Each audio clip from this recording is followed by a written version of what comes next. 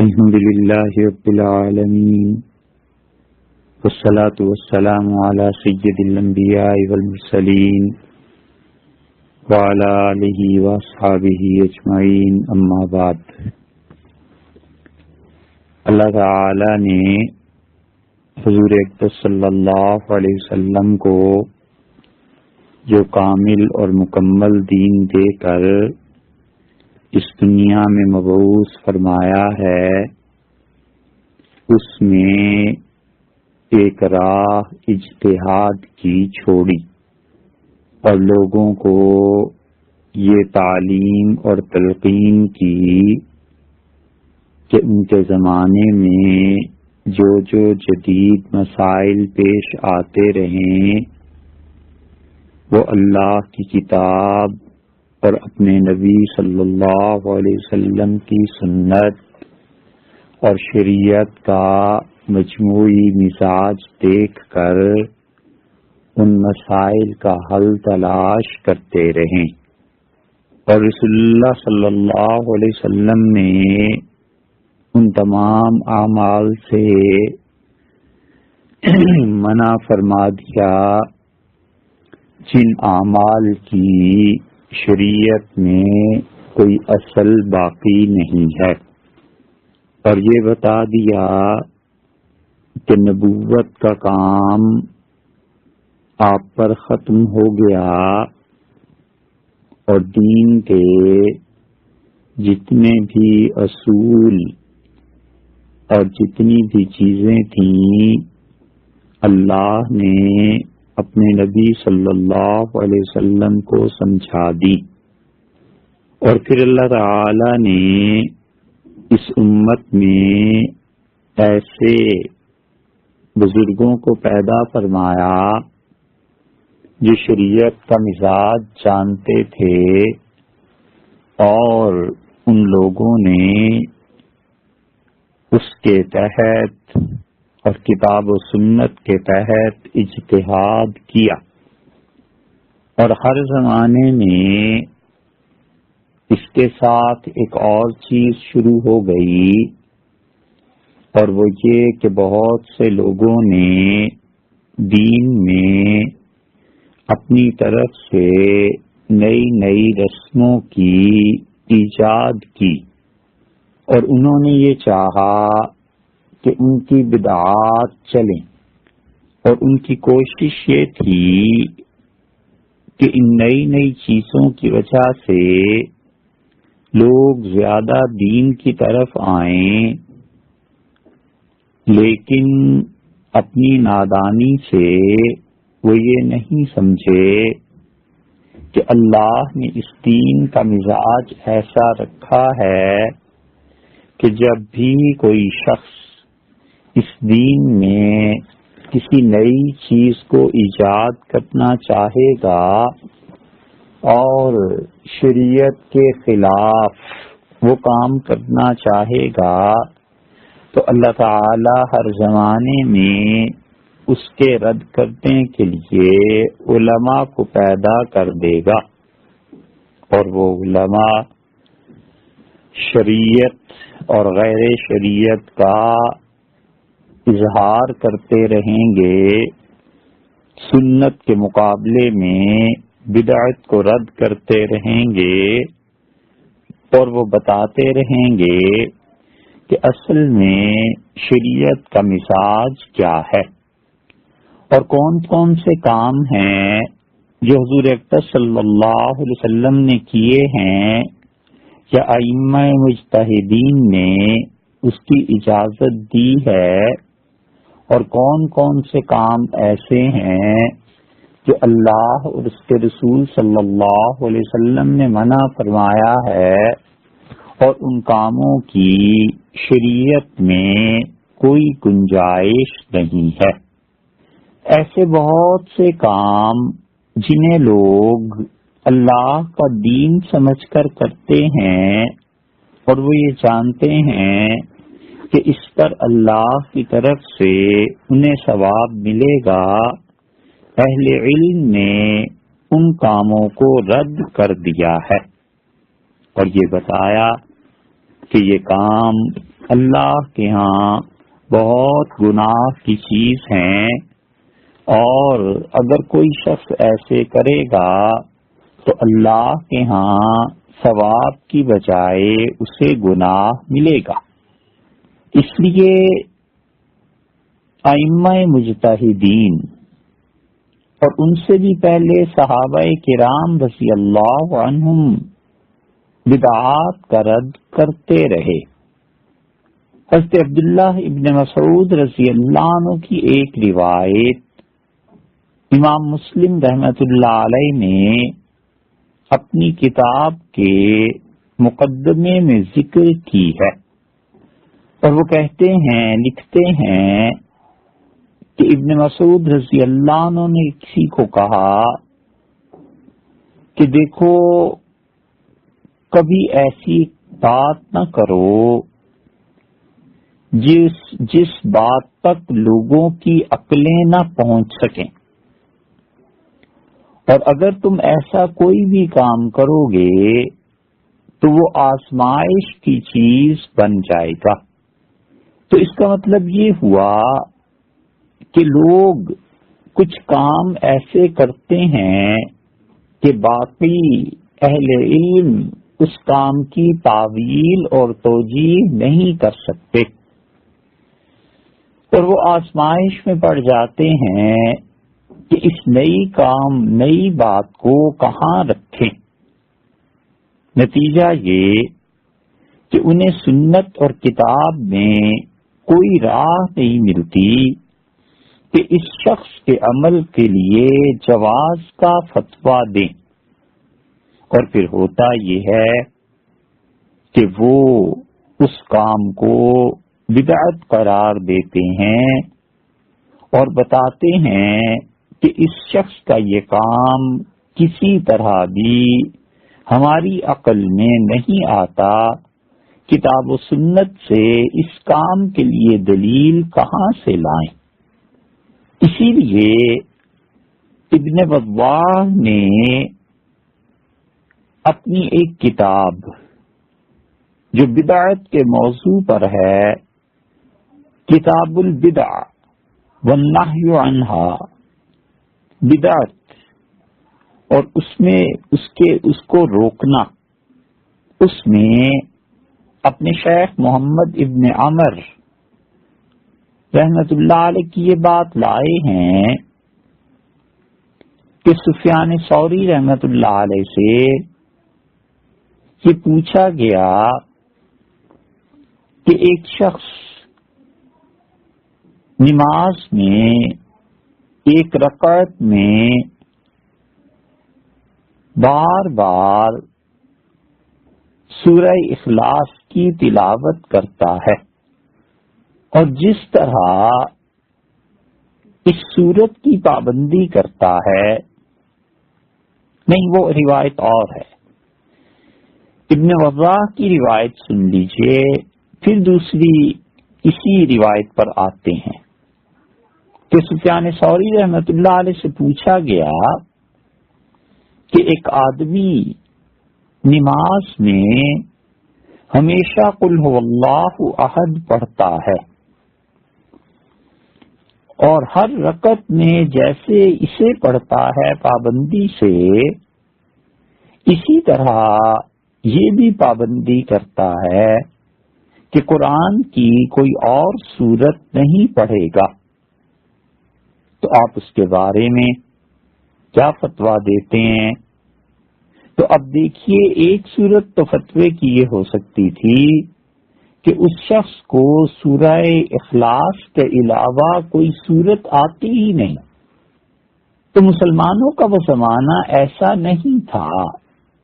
وہ لوگ اللہ کی کتاب سے کئی صورتیں یاد کرتے تھے تاکہ اپنی نمازوں کو سنت کے مطابق بنا لیں۔ تو یہ نہیں کہا جا سکتا کہ وہ شخص صرف سورہ اخلاص ہی کو جانتا تھا، بلکہ اس شخص نے اور صورتوں کو بھی یاد کیا ہوا ہوگا۔ قیاس کا تقاضا یہی ہے، لیکن سورہ اخلاص کو ہر رکعت میں پڑھنا اور کوئی اور سورت پڑھے ہی نہیں، تو سفیان ثوری رحمۃ اللہ علیہ نے فتویٰ دیا اور انہوں نے اس شخص کے اس فعل کو ناپسند کیا اور فرمایا کہ انتم متبعون، تم لوگ اس بات کے پابند ہو کہ حضور اقدس صلی اللہ علیہ وسلم اور صحابہ کرام رضی اللہ عنہ کی اتباع کرو، فاتبعوا الاولین، اور جو تم سے پہلے گزر گئے ان کی راہ پر چلو۔ اور یہ جو طریقہ ہے کہ ہر رکعت میں قل ہو اللہ پڑھی جائے، یہ ہم تک نہیں پہنچا، ہمیں علم نہیں ہے کہ پچھلے لوگ یہ کام کرتے ہوں۔ اور اللہ نے قرآن کو جو نازل کیا ہے تو اس لیے کہ قرآن کو پڑھا جائے، میں کسی شخص کے لیے یہ درست نہیں سمجھتا کہ وہ قرآن کی صرف ایک سورت کو نماز کے لیے مخصوص کر لے اور دوسری سورتیں نہ پڑھے۔ یہ دیکھیے، اب آپ ایک شخص نماز پڑھتا ہے اور سورہ اخلاص کی تلاوت کرتا ہے، لیکن سفیان رحمۃ اللہ علیہ نے منع کر دیا کہ اور صورتیں بھی پڑھے۔ اس صورت پر اصرار کرنا اسے بدعت قرار دیا۔ اور اتبیہ میں یہ روایت بھی آئی ہے کہ ابن قاسم نے امام مالک رحمۃ اللہ علیہ سے نقل کیا، اور یہ وہ بات ہے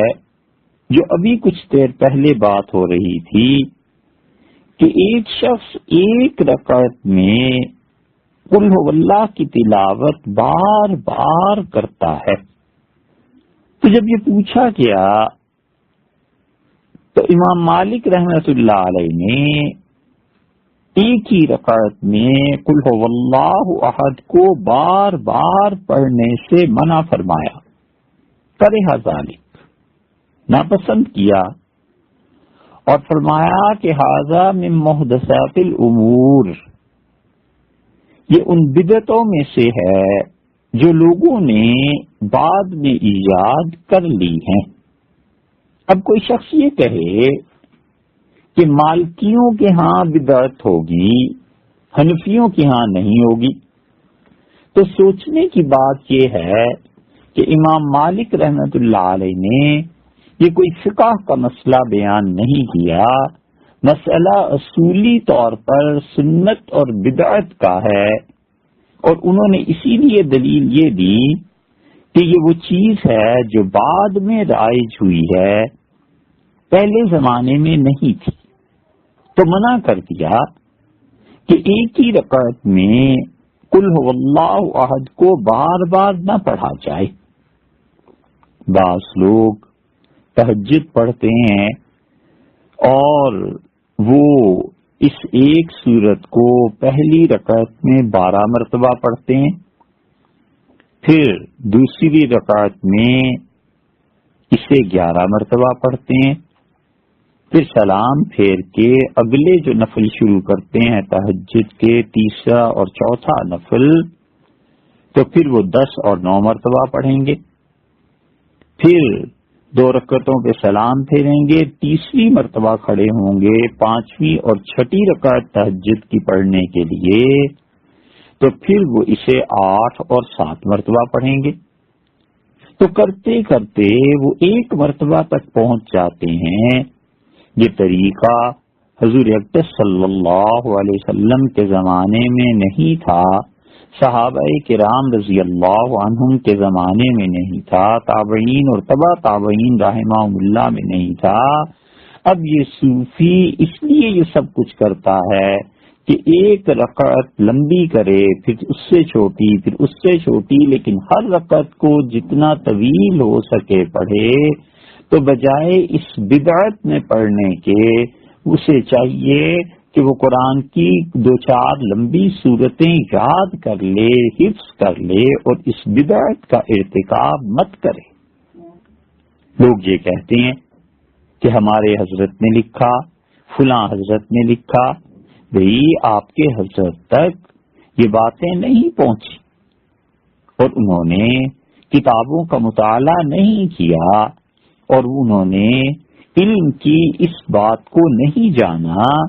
کہ جو چیز وہاں سے ثابت نہیں ہے قرون اولیٰ سے، وہ اپنی طرف سے اس کی گنجائش کیسے دے رہے ہیں۔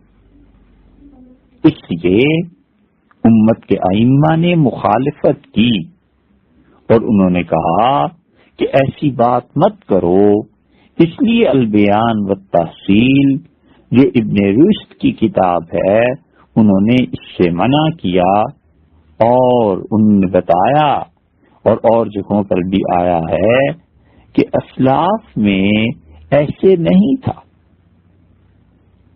اور شریعت نے ان کاموں سے لوگوں کو روکا ہے۔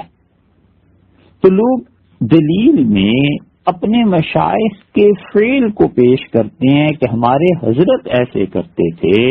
بھئی دین آپ کے حضرت سے ثابت نہیں ہوتا، وہ بڑے حضرت حضور اقدس صلی اللہ علیہ وسلم، حضرت محمد رسول اللہ صلی اللہ علیہ وسلم کے قول، فعل اور عمل سے ثابت ہوتا ہے۔ اگر آپ کے بزرگوں نے کوئی چیز شریعت کے خلاف کی ہے تو ان کی اصلاح ہونی چاہیے، یہ تھوڑا ہی ہے کہ بزرگوں کی وجہ سے شریعت کو بدل دیا جائے۔ تو ایسے کام نہ کرے جن کاموں کو شریعت نے منع کیا اور بتایا کہ اس طرح کی چیزیں یہ درست نہیں ہیں اور جائز نہیں ہیں۔ اسی طرح اب ان بدعات کی ایک دوسری مثال بھی دیکھیں، اور وہ مثال ایسے ہے کہ حضور اقدس صلی اللہ علیہ وسلم نے عرفہ کے میدان کو حج قرار دیا جو وہاں پر حاضر ہو جائے، اور وہ چند ایک گھنٹے جو موسم کے اعتبار اور طلوع اور غروب کے اعتبار سے بدلتے رہتے ہیں، یہ بتا دیا کہ عرفات کے میدان میں زوال سے لے کے اور جب غروب آفتاب ہوتا ہے اس وقت تک خدا کی بے شمار بے پناہ رحمتیں ان حاجیوں پر نازل ہوتی ہیں، حتیٰ کہ یہاں تک فرما دیا کہ جو شخص بھی وہاں پر حاضر ہو جائے عرفات میں تو بس اس کا حج ہو گیا۔ یعنی اس کی اتنی اہمیت ہے، لوگوں نے یہ کرنا شروع کیا چند صدیوں کے بعد کہ جس دن مکہ مکرمہ میں عرفات میں میدان میں لوگ جمع ہوتے تھے تو ان لوگوں نے اپنے اپنے شہروں میں اس دن اسی اجتماع کا اہتمام کر لیا۔ مثلا مکہ مکرمہ سے خبر آ گئی کہ آج ذی الحج کا چاند نظر آ گیا اور آج سے 9 دن 9 ذی الحج کو فلاں وقت سے فلاں وقت یہ عرفہ ہوگا، عرفات میں لوگ جائیں گے۔ خط لکھے گئے مکہ مکرمہ سے، دنیا میں دور دور اطلاع پہنچ گئی۔ اب تو 1 منٹ میں پوری دنیا میں خبر پھیل جاتی ہے۔ اس زمانے میں خطوط لکھا کرتے تھے، تو جو شخص وہاں سے خط لکھتا تھا بغداد،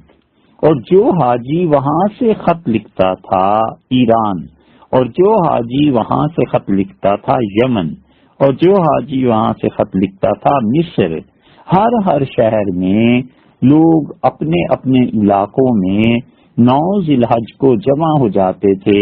اور کسی کھلے میدان میں اور حاجیوں جیسی گویا شکل ایسی بناتے تھے ایک نقل کرتے تھے حاجیوں جیسی کہ آج وہ مکہ میں جمع ہو کر رو رہے ہوں گے تو یہاں چلو ہم بھی روتے پیٹتے ہیں، کچھ اللہ سے دعا مانگتے ہیں، اور دلیل یہ دیتے تھے کہ اللہ تو ایک ہے، حق تعالی شانہ جہاں بھی چاہے گا دنیا میں اس دن اپنی رحمتیں نازل فرمائے گا، وہاں جو عرفہ میں ہو رہی ہیں تو ہم پہ بھی ہو جائیں گی۔ یہ کرتے تھے اجتماع عرفہ کی شام میں، مسجدوں میں اور میدانوں میں اکٹھے ہوتے تھے دعا کے لیے۔ نتیجہ یہ نکلا کہ اس پہ اہل سنت والجماعت کو اور اہل سنت والجماعت کے فقہا کو فتویٰ دینا پڑا کہ یہ کام حرام ہے۔ حضور اقدس صلی اللہ علیہ وسلم نے عرفہ کے میدان میں عرفات میں جمع ہونے والوں کے لیے یہ بات فرمائی ہے۔ اب دنیا میں کسی بھی جگہ کوئی یہ کرے گا تو یہ حرام ہے، بالکل اس کی اجازت نہیں ہے۔ اور فقہا نے کہا کہ تشبہم بأہل عرفہ، یہ اہل عرفہ سے جو مشابہت ہے،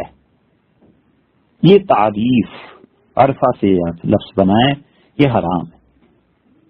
ابن نجیم رحمت اللہ علیہ کو بحر الرائق میں اسے بدعت اور حرام قرار دینا پڑا، اور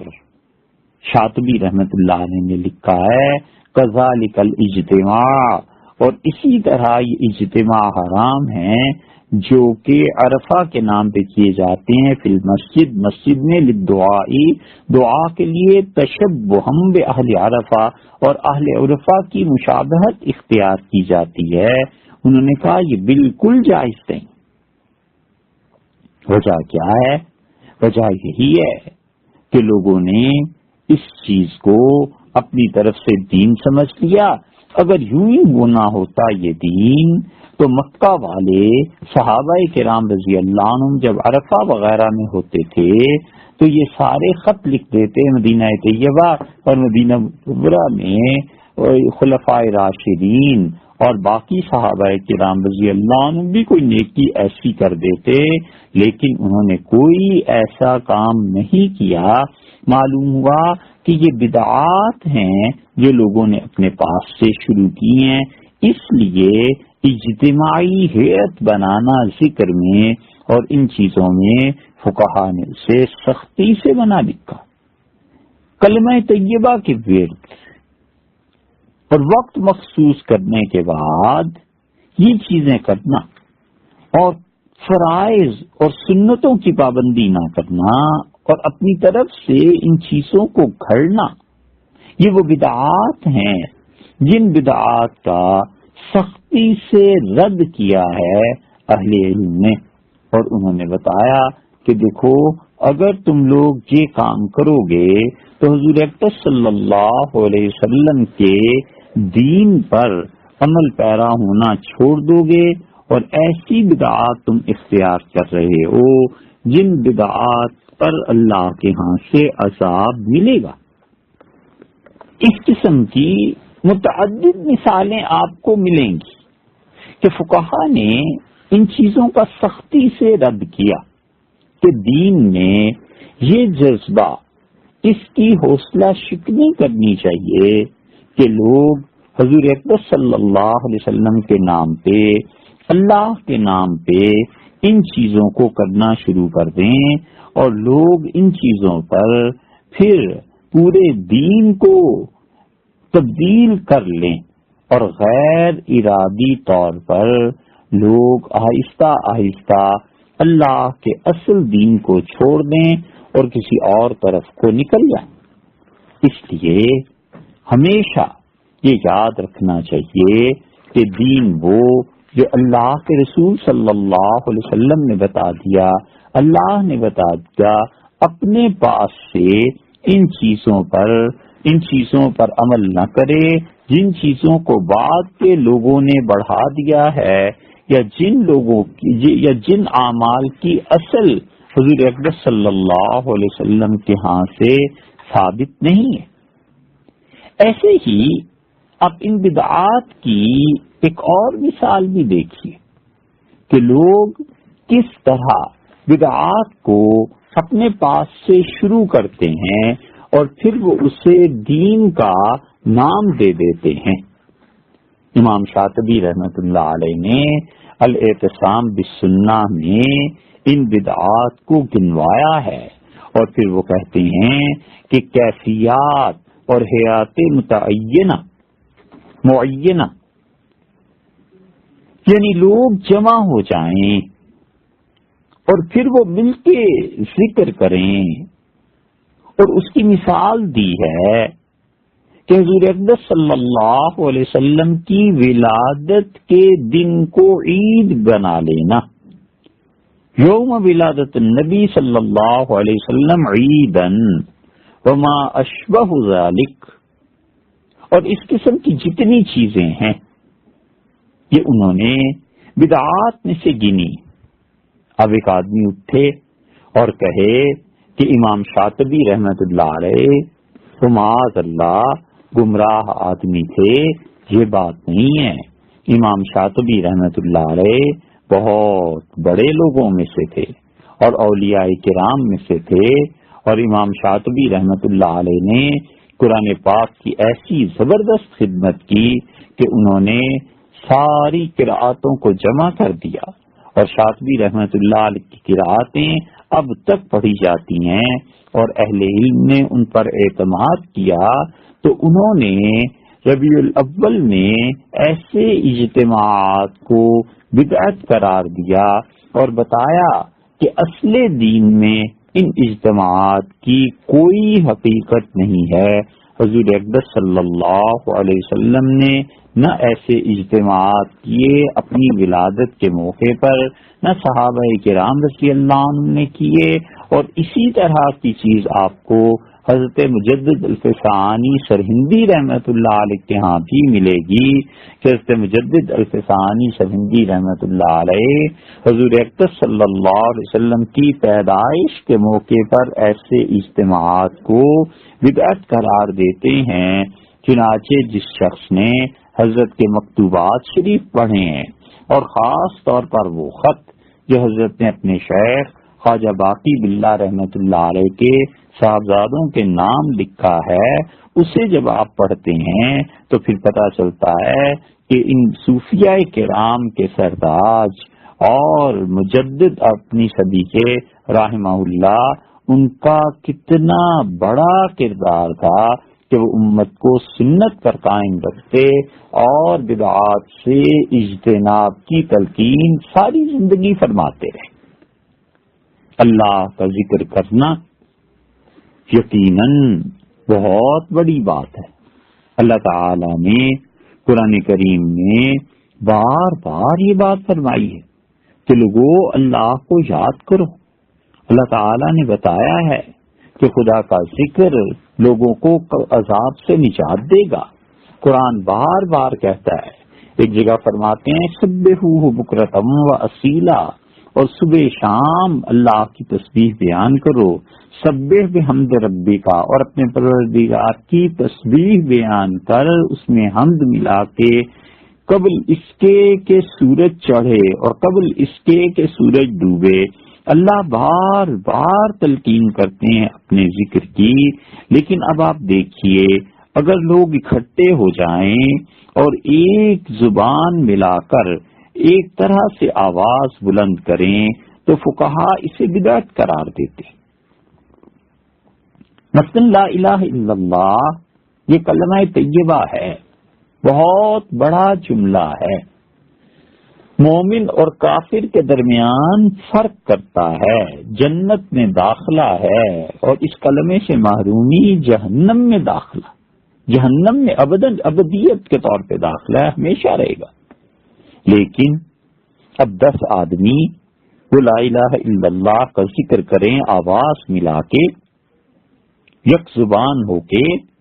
فقہا اسے منع کرتے ہیں اور بدعت لکھتے ہیں۔ ایک آدمی اٹھتا ہے کہتا ہے تم اللہ کے ذکر سے کلمے سے روکتے، ارے بھائی کلمے سے کوئی نہیں روکتا، اس سے روکتے ہیں کہ ذکر کا یہ طریقہ حضور اقدس صلی اللہ علیہ وسلم اور صحابہ کرام رضی اللہ عنہم کے دور میں نہیں تھا، لہذا مت کرو۔ اللہ کے ذکر سے کون روک سکتا ہے؟ اللہ تعالیٰ نے تو فرمایا یا ایھا الذین آمنوا اذکروا اللہ ذکرا کثیرا، اے ایمان والو اللہ کو یاد کرو اور کثرت سے یاد کرو۔ ایک جگہ فرمایا وابتغوا من فضل اللہ، تجارت کرو، پیسہ کماؤ، اللہ کا فضل اس سے مانگو، یہ سب چیزیں ٹھیک ہیں، اس کے ساتھ ساتھ وذکروا اللہ کثیرا، کثرت سے اللہ کو یاد کرو، لعلکم تفلحون، تاکہ تمہیں فلاح ملے۔ ایک جگہ اللہ تعالی نے فرمایا کہ اذا لقیتم فئۃ، اور جب تمہارا کافروں سے مقابلہ ہو، فاثبتوا، ثابت قدم رہنا، واذکروا اللہ کثیرا لعلکم تفلحون، اور دیکھو یاد کرو کثرت سے اللہ کو تاکہ تم لوگ فلاح پا جاؤ۔ یہ سب آیات قرآن میں آئی ہیں، اور اللہ بار بار ذکر کو کہتا ہے، ذکر سے کوئی منع نہیں کرتا۔ ہم کہتے ہیں کہ جو تم مجمع لگاتے ہو اور ایک طرح کی آواز سب بلند کرتے ہیں، سب بیک وقت بیک زبان پڑھتے ہیں، فقہا اسے بدعت لکھتے ہیں، اور علامہ شاطبی رحمۃ اللہ علیہ کہتے ہیں کہ قوم کا اجتماع کر لینا، اکٹھے ہو جانا، علی لسان واحد او صوت واحد، ایک زبان یا ایک جملہ ایک آواز میں آواز ملا کر پڑھنا، وہ کہتے ہیں کہ یہ سب بدعت ہے، اس لیے کہ خلفائے راشدین سے، پچھلے زمانے کے اہل علم سے، حضور اقدس صلی اللہ علیہ وسلم سے کسی ایسی چیز کی اجازت نہیں ہے، وہ لوگ ایسے نہیں کرتے تھے، اس لیے تم بھی اللہ کی یاد میں اپنی طرف سے ایک ہی آواز ملا کر اس طرح کا ذکر مت کرو۔ اور جو کچھ حضور اقدس صلی اللہ علیہ وسلم نے ذکر کیا، جہاں ہلکی آواز سے کیا وہاں ہلکی آواز سے، جہاں اونچی آواز سے کیا وہاں اونچی آواز سے، اس طرح کو کرو۔ ان فقہا کا مزاج اور امت کا مزاج اور اہل علم کا مزاج بدعات کے بارے میں اتنا نازک ہے کہ ذرا اس مسئلے کو غور سے سنیے اور پوری تفصیل سے، ایسے نہ ہو تو اس مسئلے کو کوئی ادھورا سنے اور پھر چڑھ دوڑے اس بات پہ کہ فلاں شخص نے فلاں کی توہین کر دی، معاذ اللہ۔ یہ مسلمان سنتے تو کم ہے نا، اور یہ جذباتی مسلمان اول تو سنتے ہی نہیں، سن لیں تو سمجھتے نہیں، سمجھ لیں جو کچھ تو اپنی سمجھ پر اتنا اعتبار ہے کہ انہیں یہ سمجھ ہی نہیں آتی کہ ہم اپنے جذبات پر عمل کر رہے ہیں، خدا کے دین پر نہیں۔ اللہ کے دین کے مقابلے میں اپنے جذبات پر عمل کرتے ہیں، اور پھر وہ سمجھتے ہیں کہ ہم جو کچھ کر رہے ہیں یہ بالکل درست کر رہے ہیں، اللہ کا دین اسی بات کا تقاضا ہم سے کرتا ہے۔ مسئلہ سنیے اور ذرا غور سے پورے مسئلے کو سنیے گا، 3 4 5 باتیں مسلسل ہیں، یہ سب مل کے ایک مسئلہ بنتا ہے۔ پوچھا گیا، اور کس سے پوچھا گیا؟ اسبغ بن فرج سے، اور وہ سعید بن نافع رحمت اللہ علیہ کے پوتے تھے، اور یہ اتنے بڑے آدمی ہیں کہ امام بخاری رحمت اللہ علیہ ان سے روایت کرتے ہیں۔ امام بخاری رحمت اللہ علیہ کے استاد ہیں یہ اسبغ، بڑے فقیہ تھے، مالکی تھے بڑے پکے، اور انہوں نے موطا امام مالک میں جو مشکل الفاظ آئے ہیں ان الفاظ کی تشریح بھی کی ہے۔ 225 ہجری میں ان کا انتقال ہوا تھا مصر میں۔ اتنے بڑے آدمی تھے، آج سے 1200 سال پہلے کی شخصیت ہے۔ تو ان سے کسی نے پوچھا عن دعاء الخطیب للخلفاء المتقدمین، تو حضرت یہ بتائیں کہ یہ جو خطیب جمعے کے خطبے میں پچھلے گزرے ہوئے خلفاء کے لیے دعا کرتا ہے تو آپ کیا سمجھتے ہیں یہ خطبے میں پچھلے خلفاء کا ذکر کرنا اور ان کے لیے دعا کرنا یہ کیسا ہے؟ فقال ہوا بدعت، انہوں نے کہا یہ بدعت ہے، اور پھر کہا کہ ولا ينبغي، اور مناسب نہیں ہے العمل به، اس بات پر عمل کرنا۔ بحر الرائق میں ابن نجیم رحمت اللہ علیہ نے اور مدخل میں مالکیوں نے اور ابن تیمیہ شیخ الاسلام رحمت اللہ علیہ نے اپنے فتاوی کی پہلی جلد میں جو کچھ لکھا ہے اسے بھی دیکھ لینا چاہیے، اس لیے کہ خلفائے کرام کے لیے دعا کرنا خطبے میں جمعے کے یہ کب ہوا ہے؟ یہ سنت سے ثابت ہے، ایسے ہرگز نہیں۔ اور پھر انہوں نے کہا کہ اچھی بات یہ ہے کہ ان یدعو للمسلمین، خطیب کو چاہیے کہ وہ مسلمانوں کے لیے دعا کرے، عمومی طور پر سب مسلمانوں کے لیے۔ اور ان سے کہا گیا کہ فدعاؤ للغزاة والمرابطین، اور آپ اس پہ کیا فتویٰ دیں گے کہ اپنی فوج کے لیے دعا کرنا جو سرحدوں کی حفاظت کرتی ہے، اور وہ لوگ جو اللہ کی راہ میں جہاد کر رہے ہیں، تو انہوں نے فرمایا ما ارا بہ بأسا عند الحاجہ، جب ضرورت پیش آ جائے، لڑائیاں ہو رہی ہوں تو اس وقت کوئی حرج نہیں، لیکن ہمیشہ خطبے میں ایسی چیزیں یعنی پچھلے خلفاء کے لیے دعا کرتے رہنا، فإنی اکرہ ذالک، میں اسے مکروہ سمجھتا ہوں، خلفاء کے لیے دعا نہ مانگی جائے۔ اور یہ اسی فتوے کو پھر دیکھیے، یہ عز الدین بن عبد السلام رحمت اللہ علیہ آئے، اور عز الدین بن عبد السلام رحمت اللہ علیہ اپنے زمانے کے بہت بڑے اہل علم میں سے، اور سلطان العلماء ان کا لقب، یہ 577 ہجری میں پیدا ہوئے ہیں۔ نیکی کا حکم کرنا، لوگوں کو گناہوں سے روکنا، اور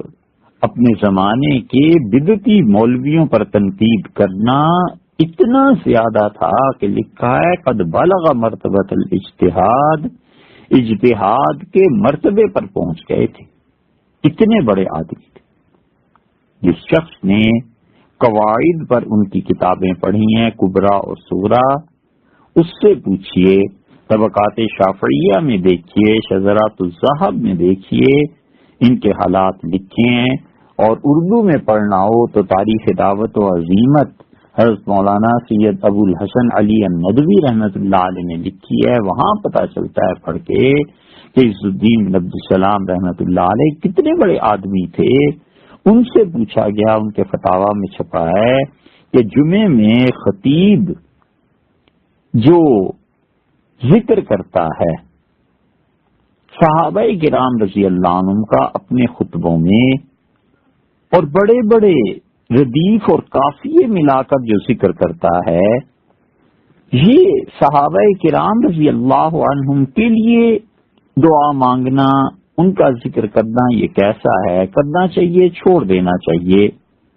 ان صحابہ رضی اللہ عنہ کا ذکر ہو یا پھر وہ جو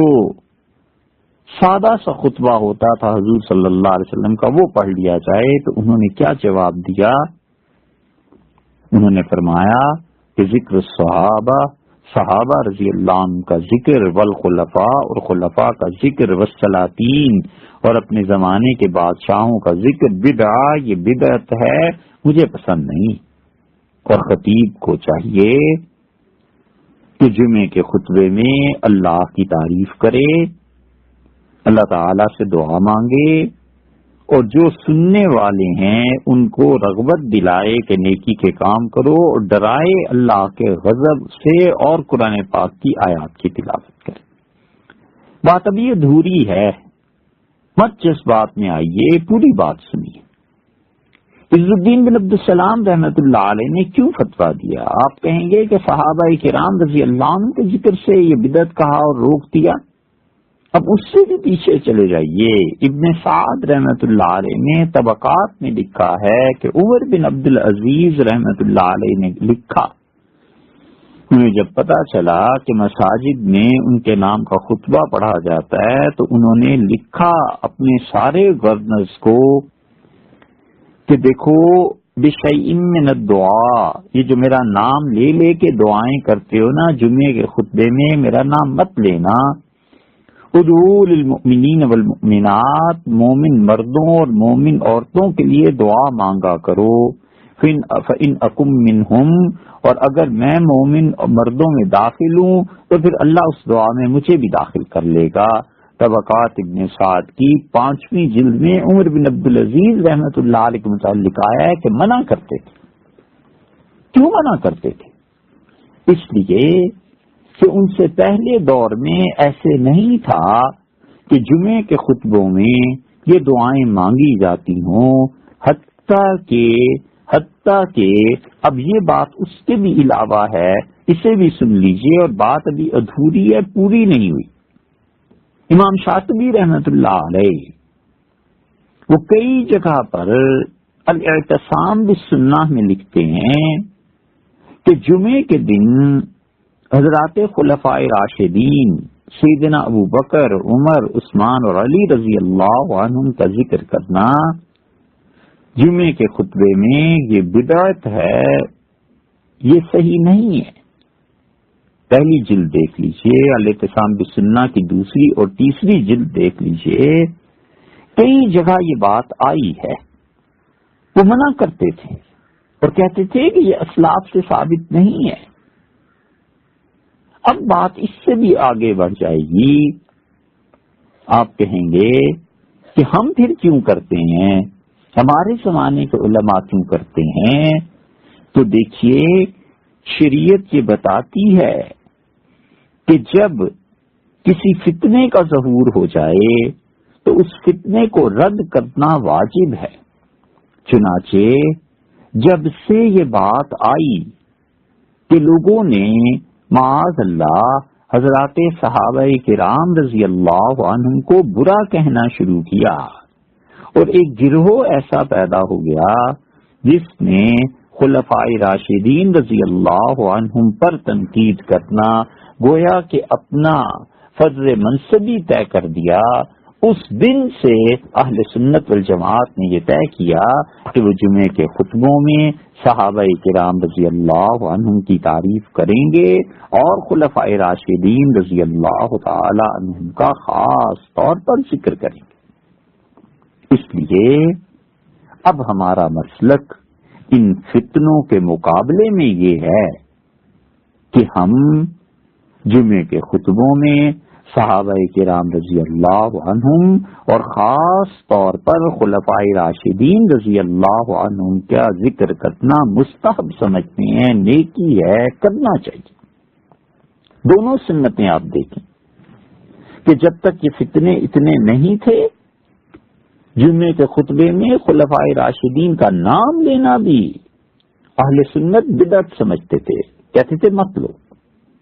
سیدھے سادے خطبے پڑھو. اور جب فتنے آئے تو اس کے رد کے لیے ان اہل علم نے یہ کہا کہ صحابہ کرام رضی اللہ عنہم ان کا نام لینا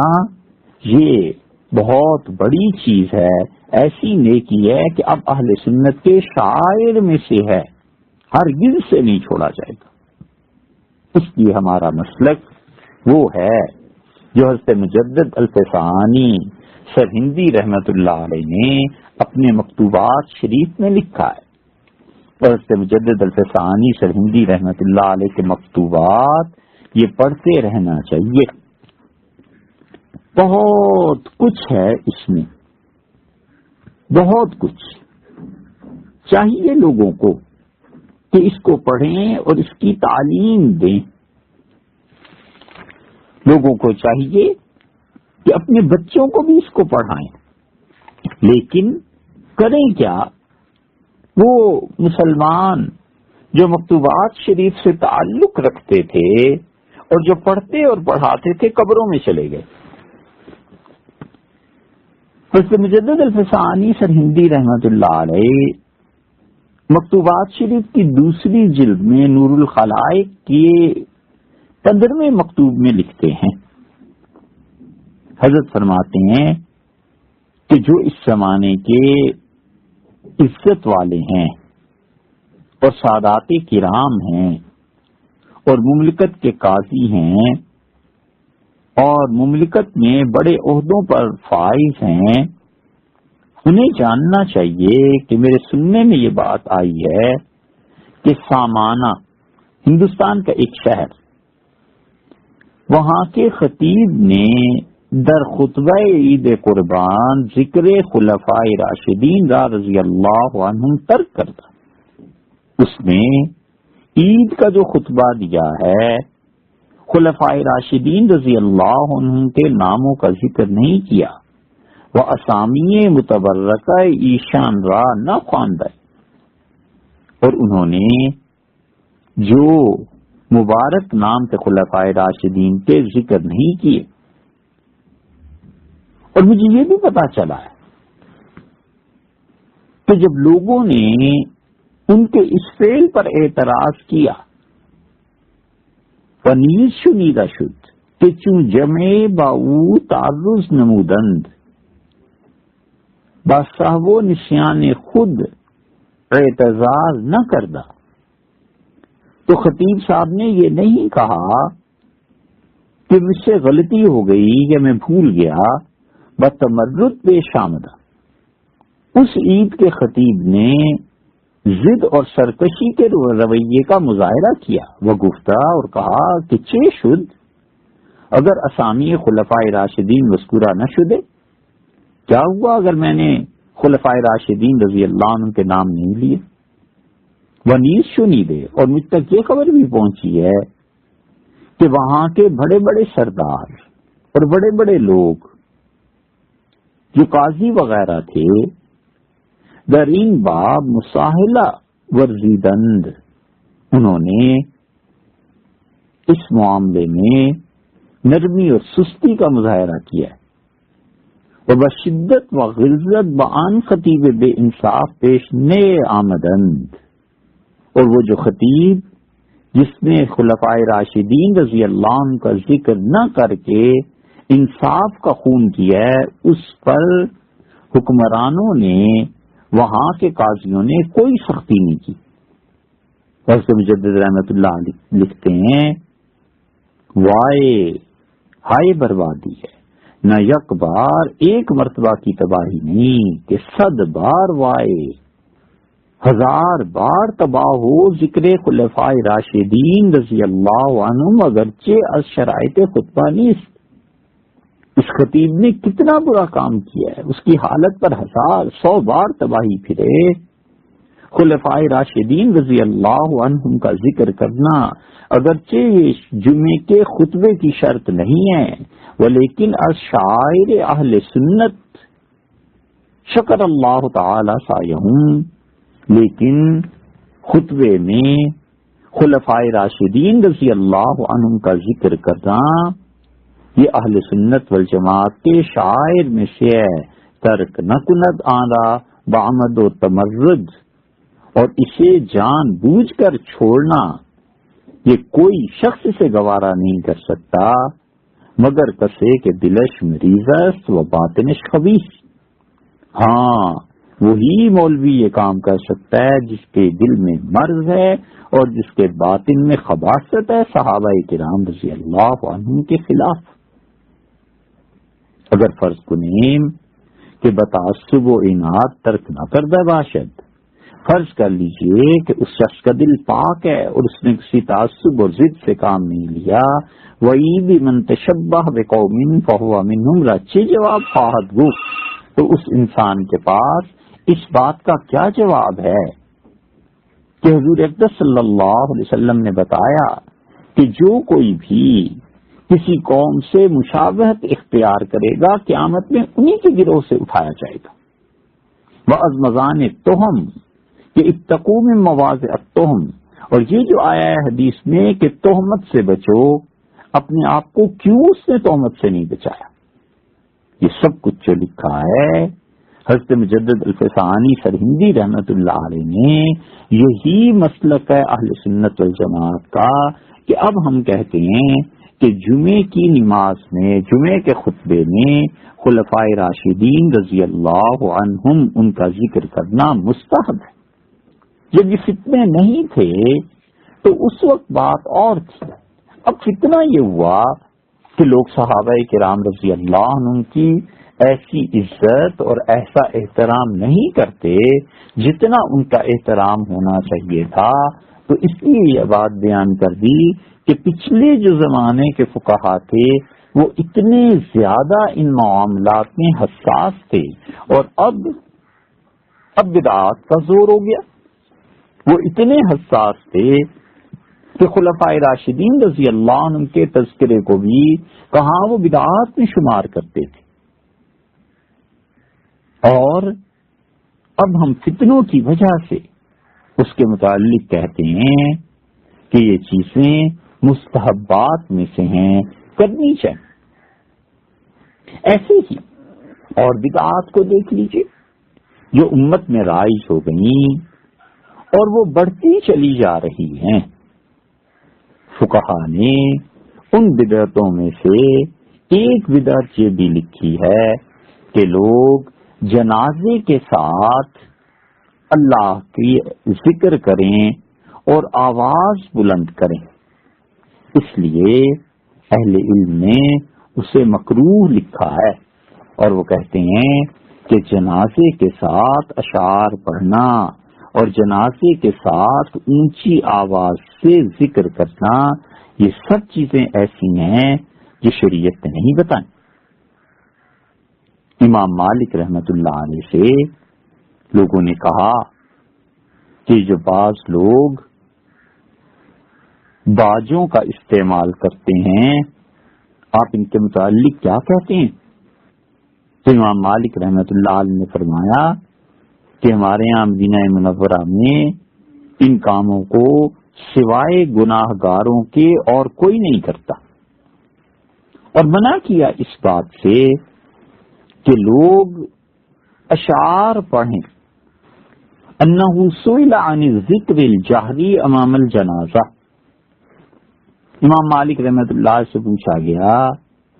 کہ جنازے کو جب لے کے چلتے ہیں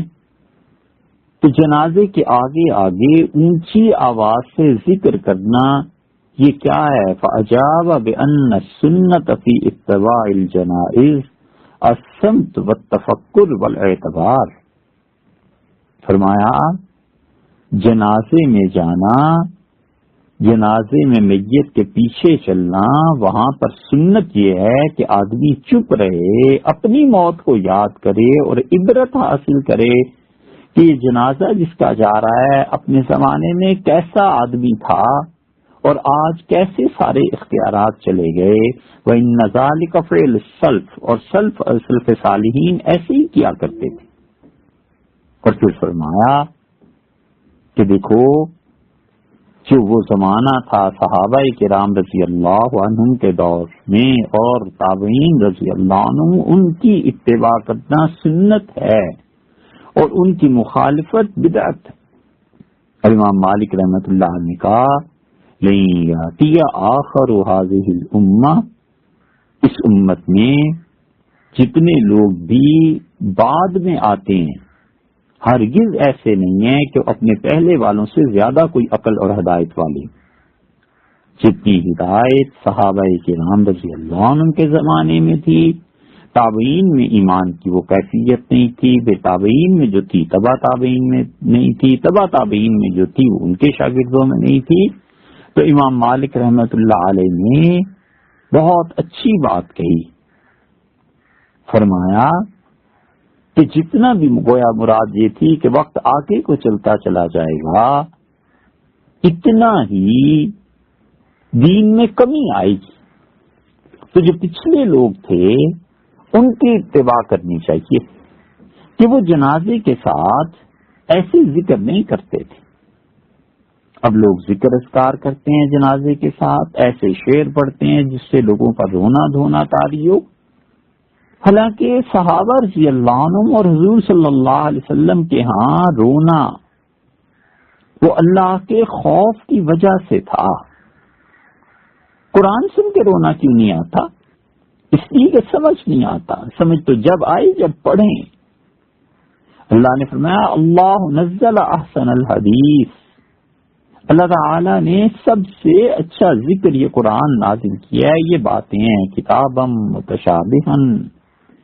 ملتی جلتی اس کی آیات ہیں. مثانی تقشعر منہ جلود الذین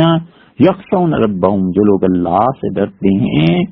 جب خدا کی کتاب سنتے ہیں رونگٹے کھڑے ہو جاتے ہیں. ثم تلین جلودہم وقلوبہم الی ذکر اللہ، اور پھر اللہ کو یاد کرنے کے لیے اللہ کی یاد میں ان کے دل اور ان کی جلد، ان کا جسم نرم پڑ جاتا ہے. اللہ نے ایک جگہ فرمایا کہ مومن تو وہ ہیں کہ اذا ذکر اللہ، جب اللہ کو یاد دلائی جائے انہیں وجلت قلوبہم، ان کے دل دہل جاتے ہیں. اذا تلیت علیہم آیاتہ زادتہم ایمانا، اور جب قرآن کی آیات پڑھی جائیں تو ان کے ایمان کی کیفیت میں اضافہ ہو جاتا ہے.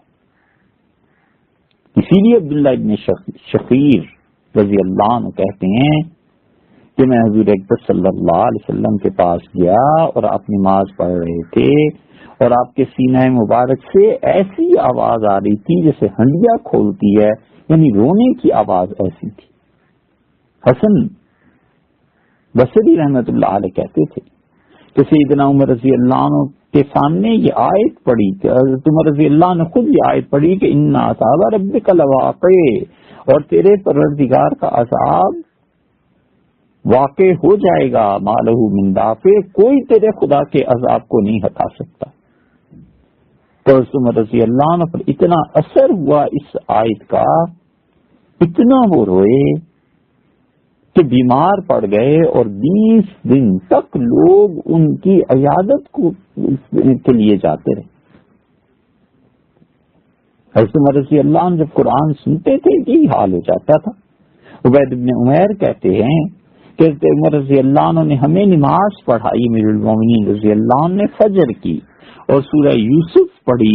اور جب اس آیت پر پہنچے کہ وَابْيَضَّتْ مِنَ الْحُزْنِ فَهُوَ كَظِيمٌ، اور حضرت یعقوب علیہ الصلوۃ والسلام کی دونوں آنکھیں اپنے بیٹے یوسف کے غم میں علیہ السلام سفید ہو گئیں، بینائی جاتی رہی اس دکھ سے. فَهُوَ كَظِيمٌ، اور دل ہی دل میں گھٹتے تھے. تو عمر رضی اللہ عنہ رو پڑے یہاں تک کہ ان کی آواز ختم ہو گئی، وہ آگے نہیں قرآن پڑھ سکے اور انہوں نے رکوع کر دیا. اور ایک جگہ آتا ہے جب حضرت عمر رضی اللہ عنہ سورہ یوسف کی اس آیت پر پہنچے کہ انما اشکو بثی وحزنی الی اللہ، میں اللہ ہی سے شکایت کرتا ہوں، شکوہ کرتا ہوں اپنے غموں کا، اپنے دکھوں کا. تو حضرت عمر رضی اللہ عنہ اتنا روئے کہ مسجد نبوی کی پچھلی صفوں تک ان کے رونے کی آواز سنی گئی. صحابہ رضی اللہ عنہ کو ان چیزوں سے رونا آتا تھا. ایسے نہیں تھا کہ ان لوگوں کے لیے کوئی رونے کے لیے کچھ اور چیزیں اختیار کی جاتی ہوں. وہ اللہ کے بندے خدا کی کتاب کو سنتے تھے، رو دیتے تھے. یہ تھوڑا ہی تھا کہ جنازے کے ساتھ ذکر، اذکار اور مختلف اشعار پڑھی جائیں تاکہ لوگوں کے دل اس سے نرم پڑیں اور رونا آئے. یہ بدعات ہیں جو امت نے اختیار کر لی ہیں. امام مالک رحمت اللہ علیہ سے پوچھا گیا تو منع فرما دیا اور سختی سے رد کیا کہ دیکھو یہ تم بعد میں آنے والے ہو، پہلوں سے زیادہ ہدایت یافتہ اور سنت کا اتباع کرنے والے نہیں ہو.